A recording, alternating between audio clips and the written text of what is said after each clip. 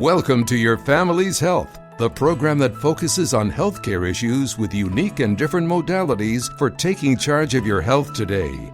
Experts talk weekly with our continuing roster of guests from around the country and right here in Nassau County to keep you up to date on the latest health issues and trends.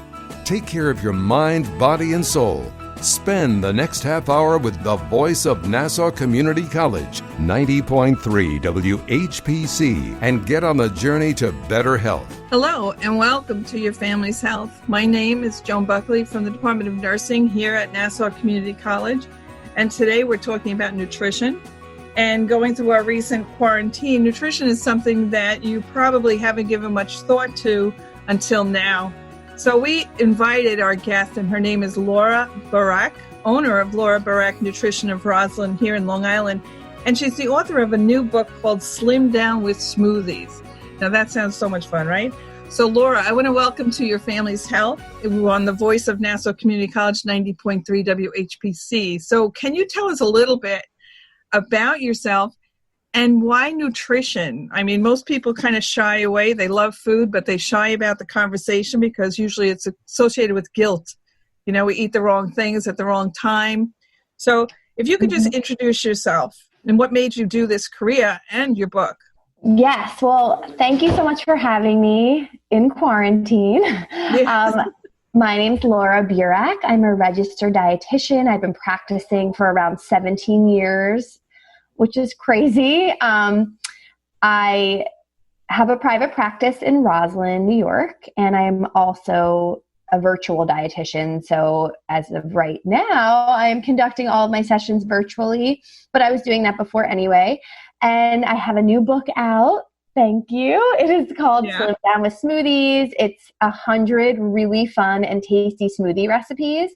And, you know, I really try to make light of nutrition. It doesn't have to be this negative, confusing subject that so many people seem to struggle with. When I, you know, see my clients and when I help people, it is taking the approach of how to make this as simple and easy as possible and very approachable and realistic, most importantly. So, you know, I don't prescribe crazy diets. It's more about learning about food and how it can actually help and heal your body and change your entire life by just changing some of your habits. So we usually think of nutrition in terms of extremes, from going from one extreme to the other, but it's the complete opposite. I think that you can have the best of both worlds, enjoy all your delicious treats, but also most of the time have your healthy habits that make your lifestyle really fun and enjoyable.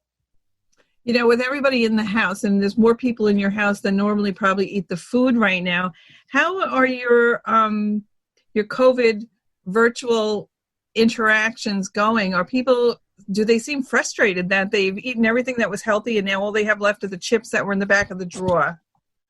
Well, not really, because, you know, the thing I'm seeing a theme of right now with my clients is not weight loss as much. It's more about just having support right now and some accountability, because that's really what's most important all of the time, but especially now, is just knowing that you have some help with, you know, meal planning and ideas and really quick and easy things to make.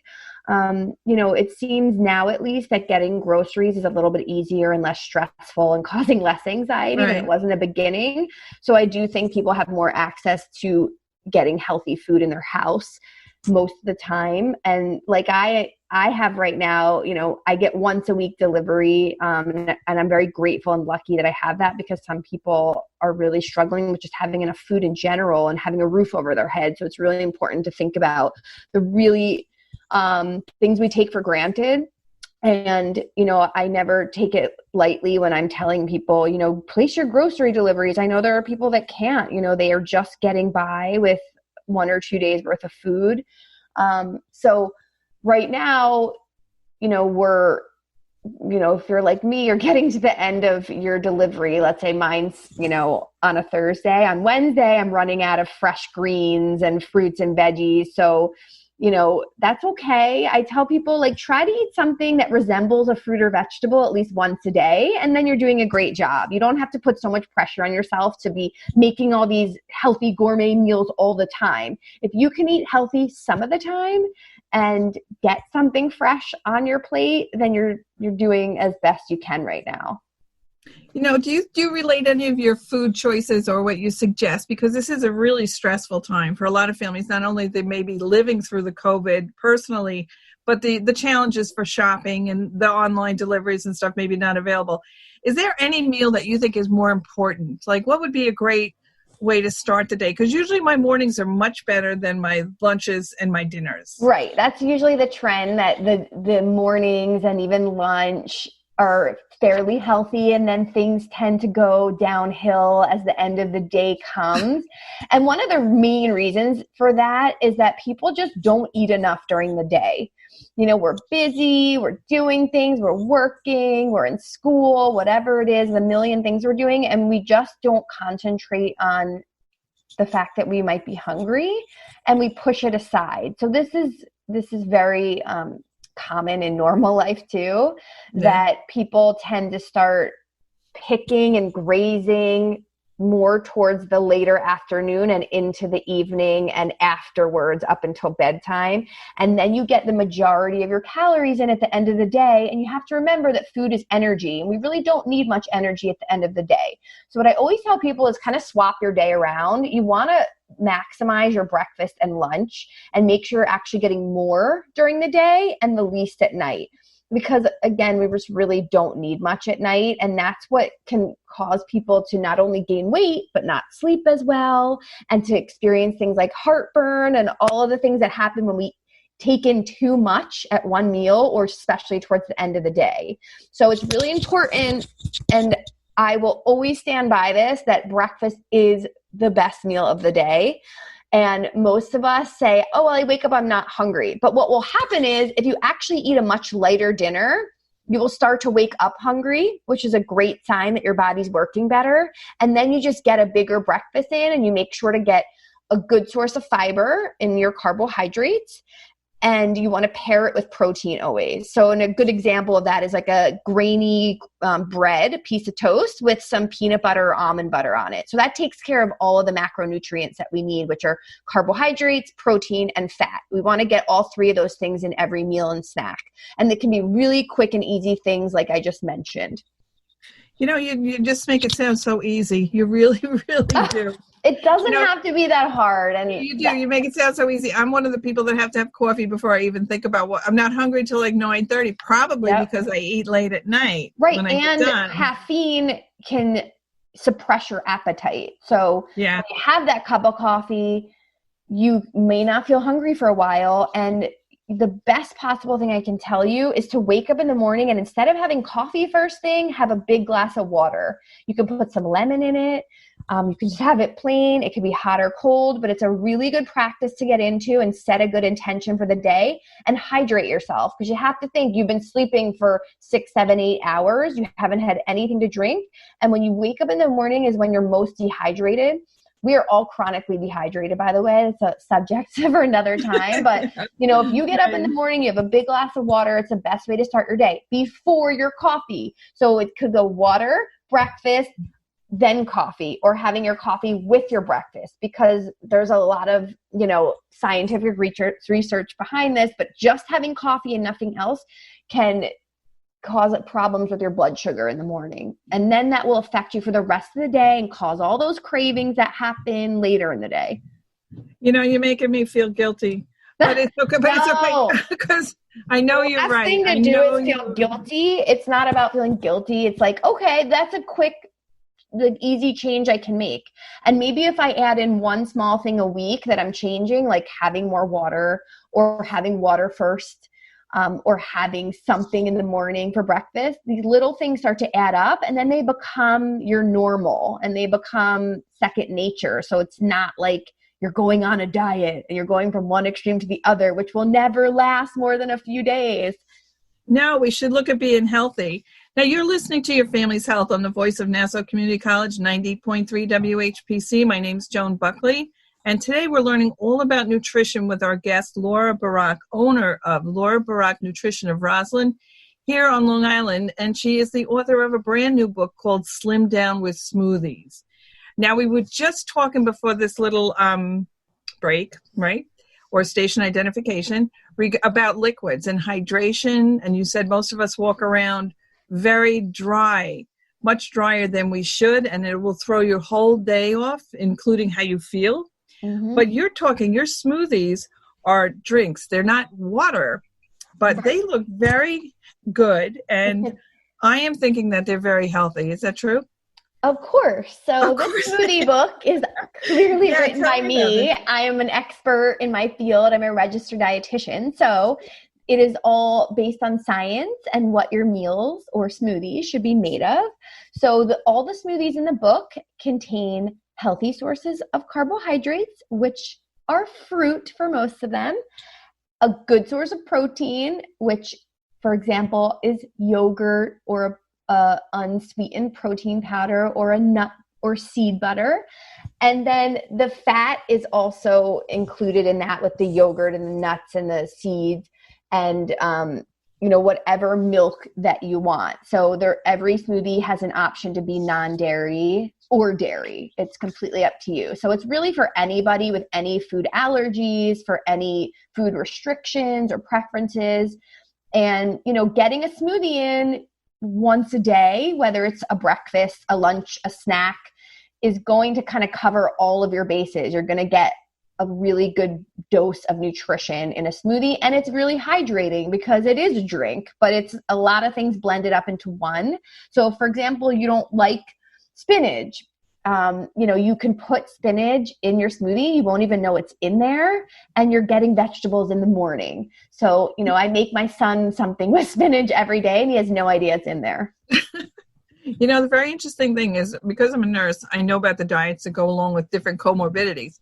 And when you discuss the importance of a protein, fat, carbohydrate, or a fiber, high fiber food, mm-hmm. I could see a whole shake really including 3 of those things. And a diabetic would actually benefit because it would slow down its sugar burn. So, mm-hmm. So is there any other comorbidities that people are either referred to you or come to you and say, listen, I have high cholesterol and I'm really having a hard time. Mm-hmm. Is there anything that you suggest to someone with high cholesterol? Yeah, of course. I worked in hospitals for over 10 years. So I am actually a clinical dietitian before I went into private practice. And so I've worked with patients of literally every age and with every comorbidity. So people that come to me are not only looking for healthy eating and weight loss, they have high cholesterol, high triglycerides, high blood pressure, diabetes, all kinds of gastrointestinal issues. So, I really can kind of speak to and help them with anything they're struggling with. And obviously a healthier diet and making some habit changes will just improve all of their symptoms. So a lot of times the things that people report, their symptoms, their history, their medical history, are just a symptom of the real problem. And, it's kind of like putting a Band-Aid on it when a doctor just prescribes you medicine for your problem. The real causes a lot of times are just how you're living your life, what your diet looks like, what your, lifestyle looks like in terms of how sedentary you are. There are so many pieces of the puzzle when it comes to a healthier life and better nutrition. And what we try to do is take all those pieces of your life and just slowly improve them so that you start to get healthier. So when someone has high cholesterol, for example, it's not like, oh, let's add one thing and take one thing away. You have to look at everything from a 10,000 foot view and see what is going on in your life and what your lifestyle looks like and how we can slowly adjust it. So, people are still confused about eggs and they're like, should I not eat eggs anymore? No, That is not the problem. I want people to eat eggs. They're actually great for stabilizing blood sugar and keeping you fuller longer. And they're one of the most perfect foods. They kind of have everything in them. So, it's not about one thing or changing one thing. It's looking at the big picture and going from there. And then everything will bring down your labs, your cholesterol and your blood pressure. Everything will start to get better as you change your habits. I just know that the colors for healthy foods, the colors are so much better than the unhealthy foods. And your book just looks really, really pretty. I mean, it makes even me think that I could drink a smoothie. Now, I have one daughter who makes smoothies all the time, so I'm going to show her this because it like you said, it's not only about how you get rid of one piece, it's a way you feel. And when people feel better, I think they're more motivated to add that extra step. So start with one thing, add something else. And you're right, it is a global view to everybody's health. Now, how about kids? You said you had children and you give your son spinach and he doesn't even know it. Right. What do you do with picky eaters? Like some people they tend to stay away from vegetables. They tend to stay away from fruit. They really just like, either a texture food or something like that. Yeah. How do you deal with picky eaters? Funny enough, I have two picky eaters. They're elementary age kids and they are both picky. I don't know how this happened to me, but it did. And, I just don't put too much pressure on them. I put out fresh foods. They see that we eat everything. So hopefully, with time, they will start to too. And they're getting a little better. But one of the best things I tell parents is like, just put stuff out and don't even say anything. Put some, fresh cut up fruits and veggies on the table and don't say a word, because if you tell them to eat it and that it's healthy, they're not going to eat it. So, and that's why I love the smoothie. I've always recommended smoothies and why I decided to write a book about them, because it's one of the best ways to get literally everything you need in one glass. And especially for kids who won't eat certain foods due to, like you said, their texture or, just because in their mind it's gross to them. Green things are just gross sometimes. But if you kind of disguise it without them knowing and it tastes really good, then it's a good way to get nutrition in them. So most kids are picky. It's very common. And I always tell parents to just kind of calm down about it and, do your best and try to have something fresh on their plate, whether it's a fruit or a vegetable once in a while. And, they'll get better. And now that we're home a lot, kids are baking more and cooking more. And I think it's really great. I think it's a great way to get them into the kitchen and get them more interested about food and nutrition. I think that's great. And yes, my grandson's been cooking a lot more. But, there's always been this thing and between Weight Watchers and all these little, different ways to, be healthy or lose weight, that kind of thing. Are people still counting calories, or are we really just looking at what we eat and portion size? I mean, is it becoming more of a natural way to eat healthy and lose weight? Well, it depends on who you ask. There are still a lot of fad diets out there. There are a lot of calorie counters. There are people who have struggled with diets and weight their entire lives. And it's really hard, no matter what they rationally know, to get away from doing the things that aren't going to help them, like count calories.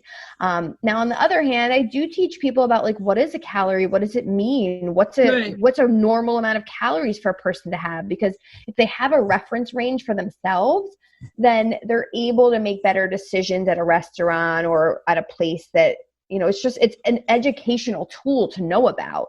If you have no idea what a calorie is and how much is appropriate for a meal or snack, depending on your goals, then it's hard to make better decisions. So, I don't, like I said, prescribe to these, unattainable, unrealistic, not tasty diets. But I do teach people and I educate them about food, what calories are, what a meal should look like. So, you have to kind of talk about it just for helping them get to a better place and giving that education that's really necessary. But there's no need to count calories. It's not going to put anyone in a better place, and it can make people almost more obsessed with it and cause disordered eating, which is really common still. It's not going away, unfortunately. people are getting smarter about it. The clients that I see are really have been through the diet ringer and are coming to me at a point where they want to do this the healthy way. They want to learn about nutrition. They want to take the time and commit and have patience, because people that go on diets usually do not have that. They want it now. They want it delivered in an overnight Amazon box. So, I don't do that. We have a partnership, and I work with them over a period of many months or many years. I've had clients for 10 to 15 years at this point that, after a while they need to check back in because they've kind of graduated, but we're human and we always start to slide backwards sometimes, and that's normal. Yeah, I think when things are going right, you forget when things weren't quite right, and you do slip back into old habits. Yeah. And you're listening to Your Family's Health on the voice of Nassau Community College, 90.3 WHPC. My name is Joan Buckley, and today we've been learning about nutrition with our guest, Laura Burak, owner of Laura Burak Nutrition of Roslyn here on Long Island. And she also is the author of this brand new book, Slim Down with Smoothies. What a great season to come out with that book, I have to tell you. It should do really well. But Laura, before the break, you were talking about slipping, right? People that, they're with you for years and they check in, is what you called it. Is it common that people really do know what they need to do before they come to you, and they just need somebody to take away the guilt of being heavy? Because we still have these stigmas with, body size and things like that. Even though we're focusing on healthy, there's still people that think if I gain weight, I have to stop eating. I need to get smaller again or something like that. So what do you think? What do you think your role is? Sounds like a little bit of therapy, a little bit of a lot of it is education. Food, a lot of it is food therapy. It's trying to take everything that has happened in their life before I meet them and heal them almost, because it's really, and that's why it takes a long time. And it is not something that happens really quickly. A lot of these issues with weight and disordered eating stem from when people were children and dealing with, their parents, and it usually does stem back to childhood for some people. So it's it is therapy. It's, they call me their therapist because it is. Sometimes they just need to talk, and sometimes it has nothing to do with food. But a lot of times struggling with weight and food is just how they cope. So, again, food is kind of the symptom of the problem, and the problem can be really deep, and there can be many problems, but we work through it and we get them to a better place. And if they commit to changing their lives, then I am here for them. And I always tell them, you're going to get out of this what you put into it. So it's a process, but I have seen amazing things happen to people who have struggled their whole lives, and they do want to learn the healthy way, but they have such a history of dieting that it's scary for them to, eat fat, for example, when they used to think fat was the enemy, and it's actually not. Fat is your friend. It's really important for so many reasons. But for someone to go from that era, remember that fat-free era when people were eating SnackWells all day, but it was all sugar? I missed that one. I missed that diet. That was like in the 90s, I think, when everyone was eating like fat-free things, and they were thinking that was healthier, but they were all gaining weight because they were eating so much more sugar. A lot of things we talk about have nothing to do with food. So, once they get that really good education, which is something we work on, especially in the beginning of the process, then you can't forget that. But, a lot of people do come in saying, I know everything I'm supposed to eat, I just don't do it. But I always tell them, I promise you, no matter what, you are going to learn a lot. Things that you don't know, because this is what I do.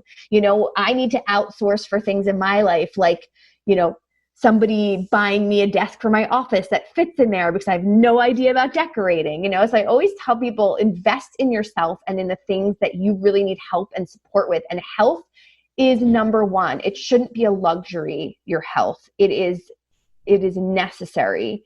So that's something to always think about, how much, in time and money we spend on things that are not helping us, and how important health is. If you don't have your health, you have nothing.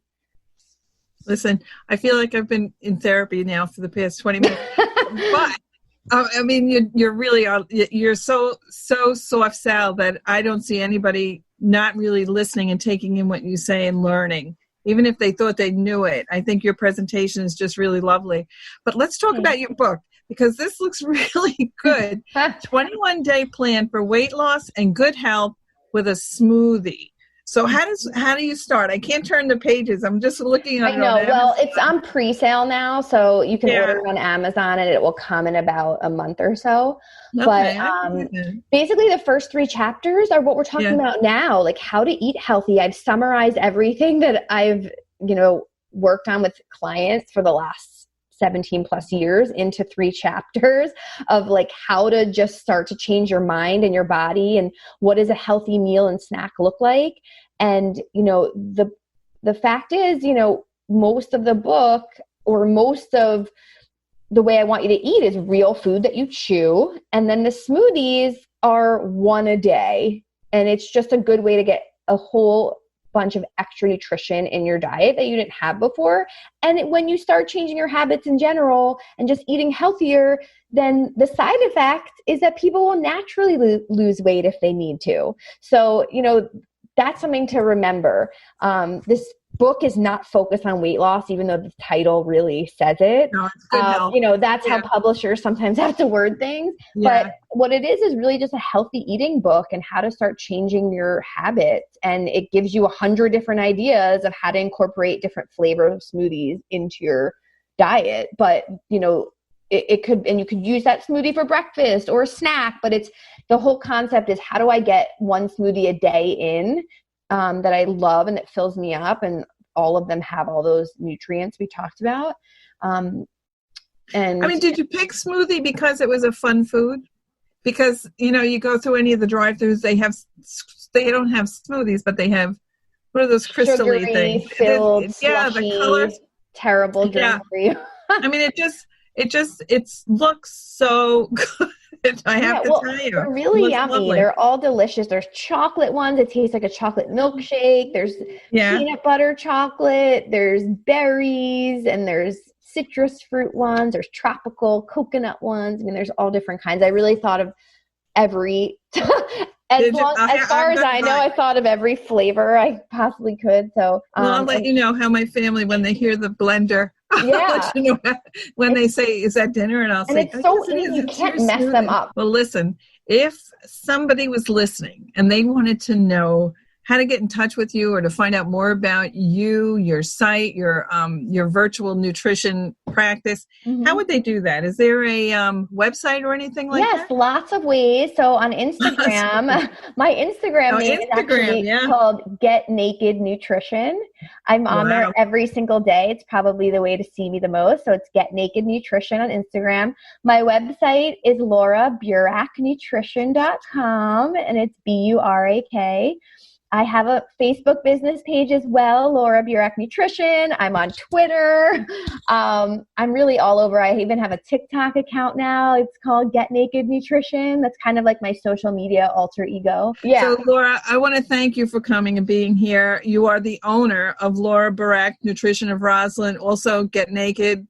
What was that one? Get Naked Nutrition. Get Naked Nutrition. How much better is that for pure healthy foods, right? Yeah. And you're the author of a new book called Slim Down with Smoothies. Okay. Thank you for having me. Yep. And we'll talk to you soon. Okay, great. This is Joan Buckley from the nursing department here at Nassau Community College. And I want to thank you for listening to this week's edition of Your Family's Health.